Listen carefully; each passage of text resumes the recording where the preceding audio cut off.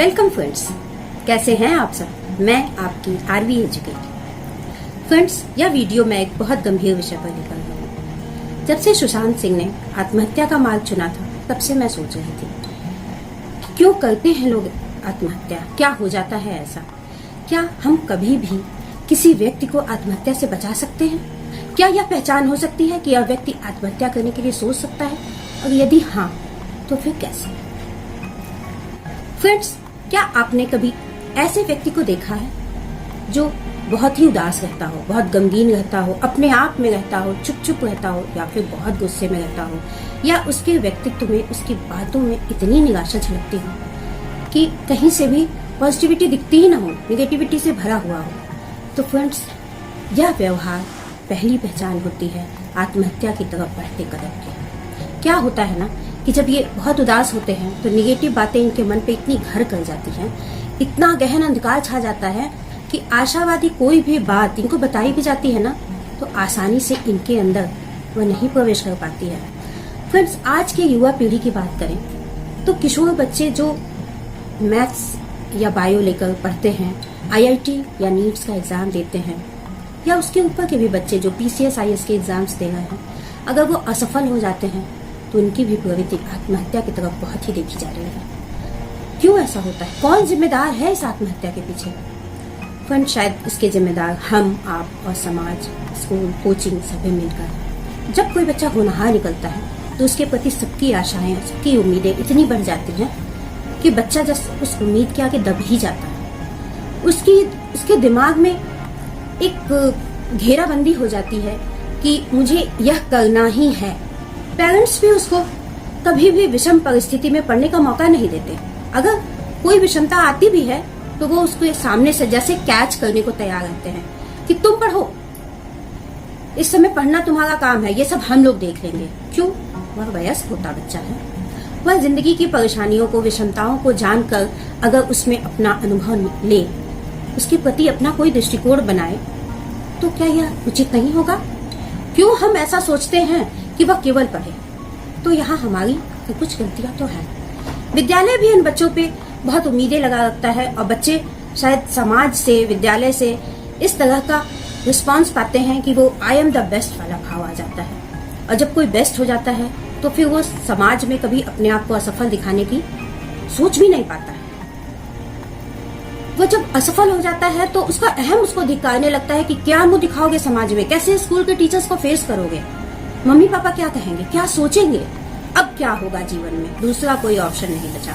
और अंत में क्या होता है? उनके पास एक ही ऑप्शन होता है, अपने आप को खत्म कर देना। ना हम रहेंगे और ना हमें समाज को फेस करना पड़ेगा। कि ऐसे बच्चे बचपन से ही अपने चारों तरफ एक प्रभा मंडल बना के रखते हैं, अपनी सफलताओं को उजागर करने का एक भी मौका नहीं छोड़ते हैं, और जहां असफल होने की इनको थोड़ी भी उम्मीद दिखती है वो वहां से स्विच कर जाते हैं। वैसे कॉम्पिटिशन्स में भाग ही नहीं लेते हैं, वहां पे जाते ही नहीं है। तो इससे उनको असफल होने का स्वाद उनको कभी चखने को मिलता नहीं है, वो जान ही नहीं पाते हैं। वो फ्रेंड्स भी ऐसे बनाते हैं जो फ्रेंड्स सच्चे फ्रेंड्स नहीं होते हैं, क्योंकि वो अपने फ्रेंड्स को इतनी स्पेस ही नहीं देते हैं कि वो आपके असफलता पे कोई कमेंट्स कर सके।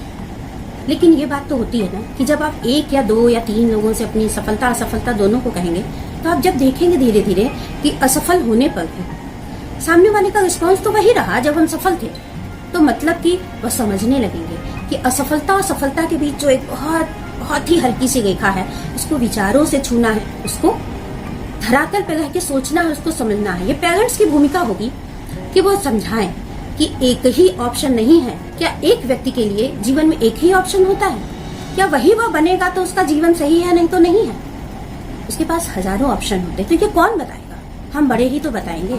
हम कहीं चूक जाते हैं क्योंकि हम अपने सपने उनकी आंखों के थ्रू देखने लगते हैं और वो उनको आत्मसात करने लगते हैं। वो कहीं जाकर उनका अहम हो जाता है और वो समाज को फेस करने के लिए अपने आप को तैयार नहीं पाते हैं और मौत का रास्ता चुन लेते हैं। फ्रेंड्स, क्या लगता है आपको सुशांत ने क्यों सुसाइड किया? जैसा पढ़ने में आ रहा है कि कुछ एक लोग, चंद 8-10 लोग शायद जो उसके कैरियर के लिए इम्पोर्टेंट थे, उन लोगों ने उसे बहिष्कार कर दिया था। तो क्या वही 10 लोग इतनी बड़ी दुनिया में उसके लिए इतने ज्यादा इम्पोर्टेंट हो गए थे कि उसकी जान उन लोगों के सामने कम इम्पोर्टेंट हो गई थी। अगर आप सफल हैं, असफल हो गए तो भी फिर दोबारा भी सफल होंगे। जब जो एक साधारण नौकरी करता है वो अपने जॉब प्लेस पे जब उसको निगेटिविटी फील होती है तो वो जॉब स्विच करने को सोचता है। हाँ, कुछ समय के लिए लगता है कि वो गलत कर रहा है, लेकिन इसके पीछे भी एक पॉजिटिविटी जुड़ी होती है। जान गंवा देने से तो अच्छा है नौकरी गंवा देना ना। दूसरी नौकरियां आपका इंतजार कर रही हैं, बस जरूरत क्या है उसकी तरफ पॉजिटिव होकर आगे बढ़ते जाए। तो क्यों नहीं सामर्थ्य वाले, पैसे वाले, सम्मान वाले लोग ऐसा कर पाते हैं? क्यों ऐसा हो जाता है उनके साथ कि वो इसको बर्दाश्त नहीं कर पाते हैं? होता क्या है फ्रेंड्स कि वो अपने असफलताओं को सार्वजनिक करने से बहुत ही डर जाते हैं। ये डर इतना बड़ा हो जाता है कि मौत का डर तो उनके लिए बहुत छोटा सा हो जाता है। उन्हें लगता है कि दुनिया जान जाएगी। अरे दुनिया उतनी ही नहीं है, दुनिया बहुत बड़ी है। आप दुनिया के बहुत से थोड़े से हिस्से को जानते हैं। आप अपना नाम दूसरी जगह भी कमा सकते हैं अगर आपके पास काबिलियत है तो, लेकिन अगर आपने मौत को गले लगा दिया, आपका जीवन ही नहीं बचा, तो सफल और असफल होने का कोई मायने ही नहीं रह गया। इसलिए हमेशा ही अपने बच्चों को उनसे इस तरह की बातें जरूर करें कि दुनिया में बहुत से ऑप्शन है। अगर आपको एक जीवन मिला है तो आप बहुत से क्षेत्रों में सफल होकर दिखाओ ना। कोई जरूरी है कि IIT में नहीं हुआ आपका एडमिशन तो आप फेल्योर हो? क्या सभी बच्चों के लिए IIT ही बना है? क्या सभी बच्चों के लिए एम्स ही बना है? और भी बहुत से रास्ते हैं, उन रास्तों पे चल पड़ो ना। मेहनत तो हर रास्ते को अपने मुकाम तक ले जाती है।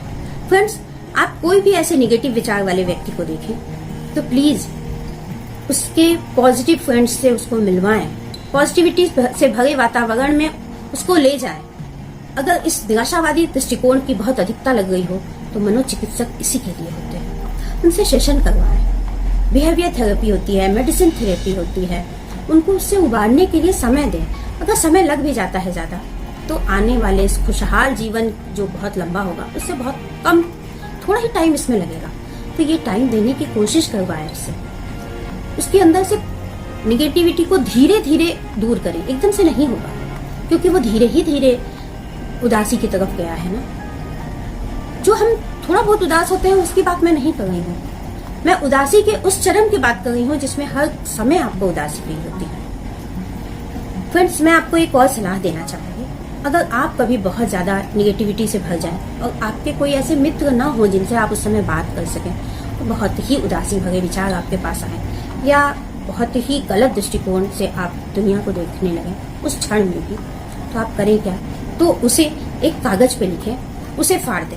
और ये लिखने फाड़ने का क्रम तब तक चलना चाहिए जब तक आपका मन हल्का नहीं हो जाता है और आपको ऐसा महसूस नहीं हो जाता है कि आपने अपनी बात किसी से कह दी, चलो छोड़ो यार अब दूसरा कुछ करते हैं, बहुत हुआ। ऐसी फीलिंग जब तक ना आए तब तक आप लिखते रहें और फाड़ते रहें। और लिखने के बाद फ्रेंड्स, चाहे आपने कितना भी अच्छा लिखा हो, उसको प्लीज अपने पास न रखें, क्योंकि अपने पास निगेटिव चीजों को सजो के रखने से आपके लाइफ में निगेटिविटी एक समय पे पुनः बढ़ जाती है और बढ़ती ही चली जाती है। तब ये भी विधि काम नहीं आती है। इसलिए फ्रेंड्स, छोटी छोटी चीजें आप समझें, सोचें और दूसरों को भी बताएं। काश सुशांत ने भी ये सब सोचा होता। काश सुशांत, तुमने भी दूसरे ऑप्शन तलाशे होते। क्यों तुम्हें इस प्रकाश युग दुनिया से ज्यादा तुम्हारे अंदर का अंधकार तुम्हें ज्यादा प्यारा लगा और उस अंधकार को तुमने गले लगा लिया। फ्रेंड्स, आशा करती हूँ कि आप किसी भी निराशावादी व्यक्ति को आशा की एक किरण जरूर दिखाएंगे। अपने मन में यह संकल्प करेंगे कि अगर कोई भी निराशा से भरा हुआ होगा तो मैं उसे आशा जरूर दूंगा, आशा जरूर दूंगा। धन्यवाद।